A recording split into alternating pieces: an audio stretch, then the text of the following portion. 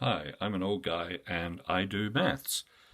Today we're going to take a fraction, turn it into a decimal, and from there a percentage.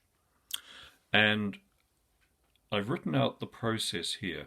So all I'm going to do is talk through it.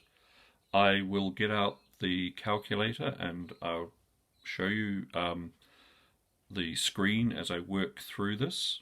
But it's a pretty simple operation.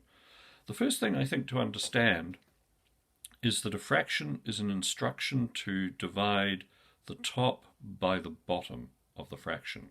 Divide the numerator by the denominator. And so we'll just do that.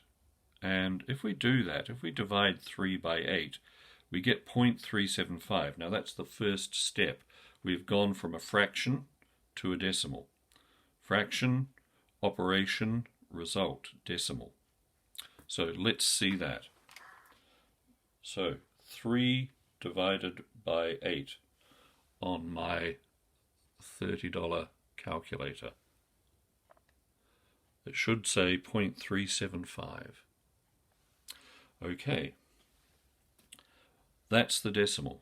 So the next step is to multiply that by 100.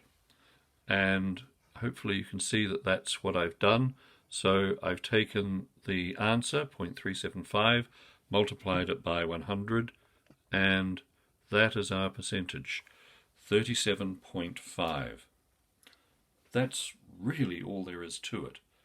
Now, what happens if we have a fraction that looks like this? Well, that is 5 divided by 4 divided by. Okay. So it's an improper fraction, but as with so much in maths, there is one rule for all. We simply divide 5 by 4, and that's what we get. We get 1.25. 1.25. We've gone from a fraction to a decimal. We multiply that by 100, and what we get is 125%. Now, if that's a problem, just trust me on this. You can have percentages above 100. I'll just do that on the calculator for the sake of completeness. There we are. Right.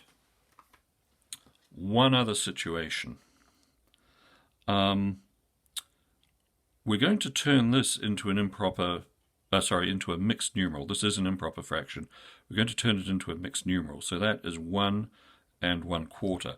The process for doing that is to divide 4 into, how many times does 4 go into 5? It goes in once, and the remainder is 1. So 4 goes into 5 once, remainder 1. So that's how we get 1 and 1/4. Well, what we actually have to do is we have to turn it back into this. So if you're faced with this, you have one more step. And we'll do it down here. We'll just take this and we'll turn it back into this. 4 times 1 is 4, plus 1 is 5. 5 over 4. And then you just rinse and repeat. Okay? So those are the basic rules for turning a fraction to a decimal to a percentage.